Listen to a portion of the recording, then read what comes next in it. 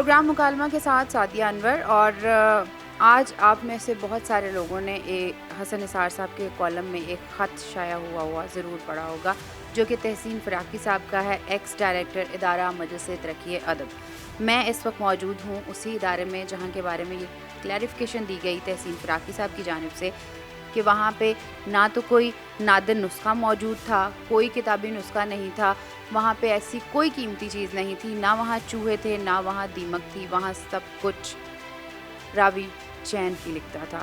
تو ہم یہاں آئے ہیں اس وقت ادارہ مجلس ترقی ادب کے اندر موجود ہیں، اور اتفاق سے کچھ دن پہلے ہی میری یہاں کے ڈائریکٹر منصور آفاق صاحب سے ملاقات ہوئی اور میں نے وہ سٹوری اپنے کانوں سے سنی، تو آج میں نے ضروری سمجھا کہ یہاں پہ میں آؤں، وزٹ کروں، اور وہ لائبریری اس دن میں دیکھ نہیں پائی تھی، تو آج میں یہاں پہ موجود ہوں۔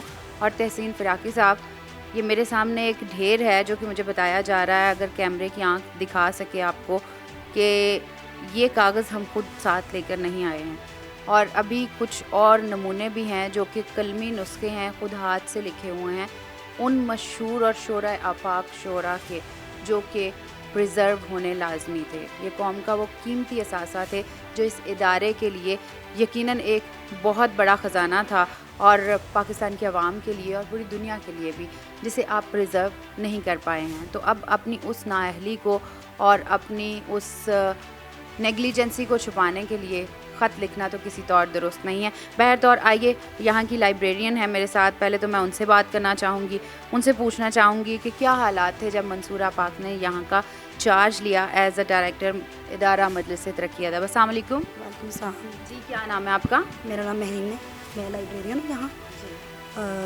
12-13 سال سے نا۔ تو جب منصور صاحب آئے ہیں تو یہ برآمدوں میں جو الماریاں پڑی ہوئی تھیں نا، وہ جو بالکل بند تھی، ان میں کچھ ان کو طرف توجہ نہیں دی گئی نا، ان میں جو چیزیں تھیں ان کو دیمک لگی ہوئی تھی، یا ان میں وہ جو یہ مسودات وغیرہ تھے ان میں تھے، ان کی طرف توجہ نہیں دی گئی، کوئی سٹاف نہیں دیا گیا کہ ان کو۔ آپ پہلے بھی یہیں کام کرتی تھی؟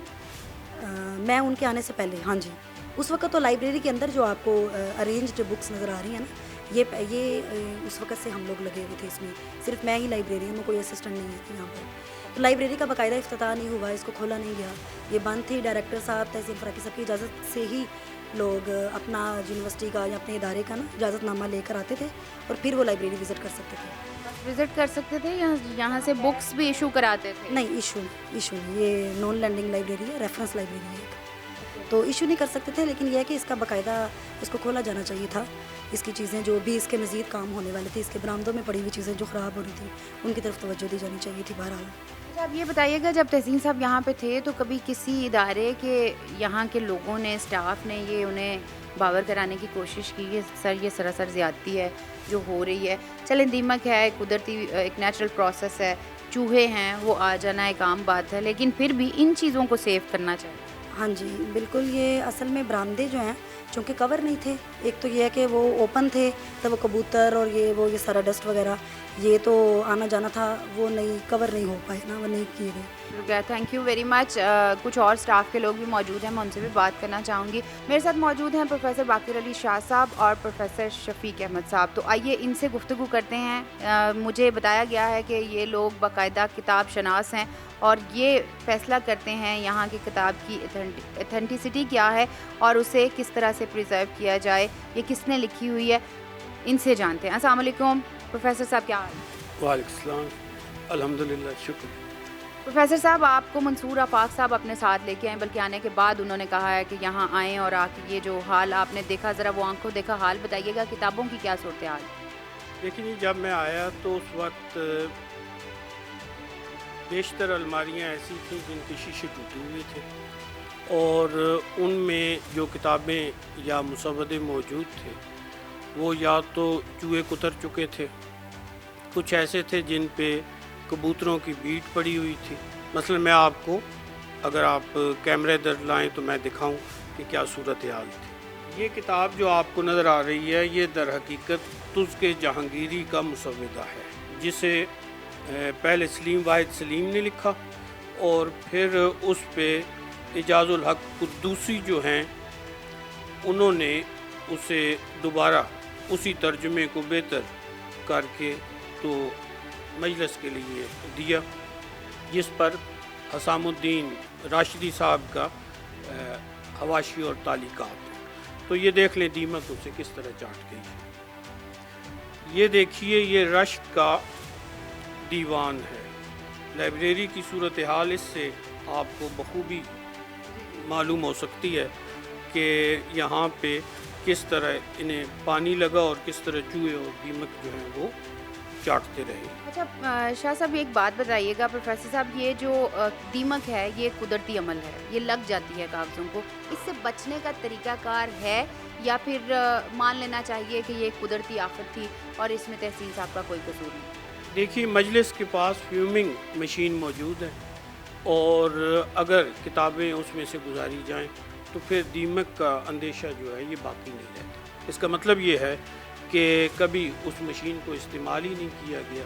प्रोफेसर शफीक साहब भी हमारे साथ हैं, तो प्रोफेसर साहब से भी कुछ बातें पूछना चाहूँगी। प्रोफेसर साहब, जब आप आए, आपने किताबें देखी, तो आप ये बताइएगा कि उसमें कितनी कीमती किताबें थी जिन पे आपको पर्सनली अफसोस हुआ हो कि ये किताबें बचनी चाहिए? एक तो ज़ाती जो शौक़ है किताब से, जो एक इश्क है हमारा, वो मेरे लिए बड़ी ये एक अलमनाक और दुख अंगेज़ बात थी कि वो मशाहीर जो बड़े बड़े नाम हैं, ये अदारा 1950 के लगभग वजूद में आया था और तब से लेकर जो यहाँ बुक्स तबाह हुई, उनके ओरिजिनल मसवदे जो थे वो जब हमने देखे, या तो वो बहुत से ज़ाया हो चुके थे या वो मुख्तलिफ बिखरे हुए अवराक में थे। बहुत से उसे हमने मुज्तमा किए, बहुत से मसवदे, और उसको इकट्ठा किया। तो अगर ये इसको किसी बहुत ज़्यादा आप ना कोई पैसे खर्च करते, सिर्फ और सिर्फ प्लास्टिक के लिफाफों में ही डाल के रख लेते, तो मेरा ख्याल है बहुत सी चीज़ों से बच सकते थे। लेकिन वो ऐसे फेंके हुए थे जैसे शायद रद्दी भी बंदा जो बेचता है वो भी ज़रा संभाल के रखता है कि काफ़ी कीमती मिल जाते हैं पैसे। बहुत कसीर तादाद में वो खतूत भी मौजूद हैं जो हमने बहुत से संभाल अभी इस दौरान सफाई के इकट्ठे किए हैं। अच्छा प्रोफेसर बाकिर अली शाह साहब, अब जैसे कि ये सूरत हाल है किताबों की और आप जब आए तो आपने सोचा कि इनको जो सिमट सकें उन्हें समेट लिया जाए। अब ये जो किताबें यहाँ पड़ी हुई हैं इनको कैसे प्रिजर्व करेंगे, क्या सूरत हाल है? लेकिन पहली बात तो ये है कि सबसे पहले तो इन्हें अलहदा किया गया है।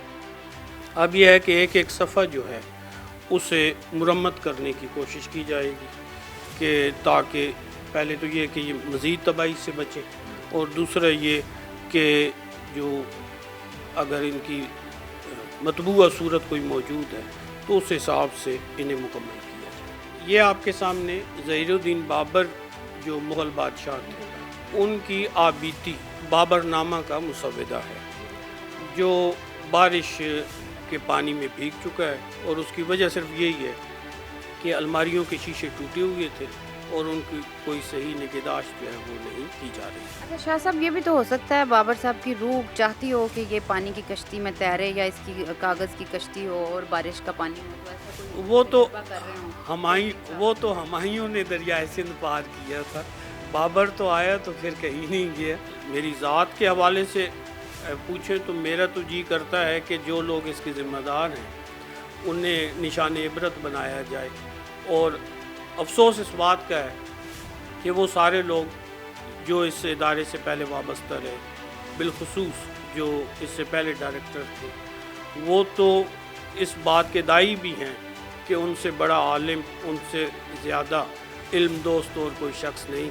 तो मेरी ही ख्वाहिश तो ज़ाती, अगरचे इस पर अमल होना मुश्किल है बल्कि मुमकिन शायद ना हो, लेकिन ऐसे अफराद को करार वाकई सज़ा देना चाहिए। कहते हैं कागज़ की ये महक ये नशा रूठने को है, कागज़ की ये महक ये नशा रूठने को है, ये आखिरी सदी है किताबों से इश्क की। इस वक्त डायरेक्टर साहब भी मौजूद हैं, मौजूदा डायरेक्टर, और आइए उनसे भी बात करते हैं, लेकिन मैं उनका मौक़िफ़ नहीं लूँगी। क्लैरिफिकेशन कहते हैं, ख़तावार समझेगी दुनिया तुझे, बस अब इतनी ज़्यादा सफाई ना दे।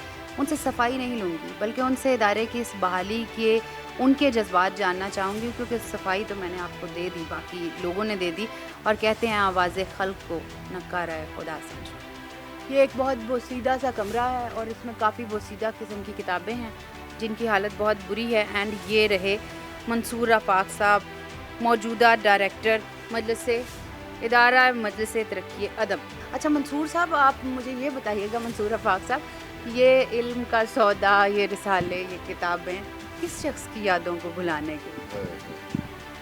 مجھے تو ادب کی اس برباد شدہ بستی کو دوبارہ سے آباد کرنے کا فریضہ سونپا گیا ہے. تو دعا کیجیے میرے لیے کہ میں کسی طرح اس کو دوبارہ آباد کر سکوں.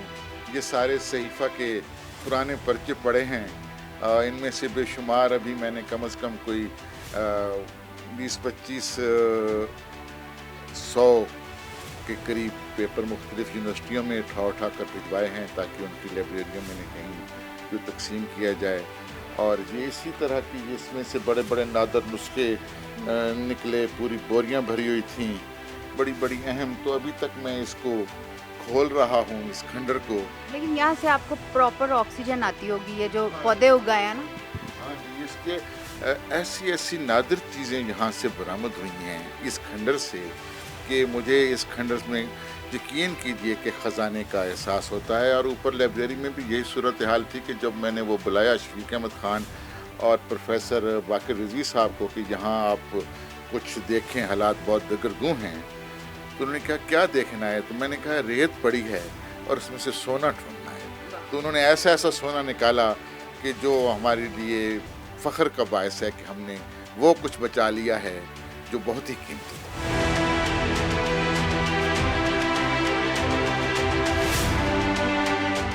یہ نیا ڈیکوریٹڈ آفس ہے منصور آفاق صاحب کا. تو منصور آفاق صاحب, آفس ماشاءاللہ you maintained it very well, لیکن مجھے آپ سے ایک چیز چاہیے. جی کیا چاہیے؟ میں نے سنا ہے یہاں ایک طب کی بڑی نادر کتابیں موجود ہیں جو حکیموں کے لیے تو دعوت عام ہے کہ کوئی بھی اسے لے گا تو وہ بہت بڑا حکیم ڈکلیئر ہوتا ہے. ہاں, یہاں ماہیت امراض پر 2 کتابیں انہوں نے 1000 صفحے کی مجلس نے چھاپی ہوئی ہیں. وہ کیا ادب کے امراض ہیں یا انسان کے امراض ہیں؟ نہیں, وہ تو پچھلے کوئی میرا خیال ہے 100 سال پرانے جو امراض ہوا کرتے تھے ان کے اوپر ہیں, لیکن چھاپی میرا خیال ہے ابھی پچھلے دنوں ہیں. تو میں آپ کو منگوا دیتا ہوں. حنیف یار, وہ طب والی 2 کتابیں لے آؤ.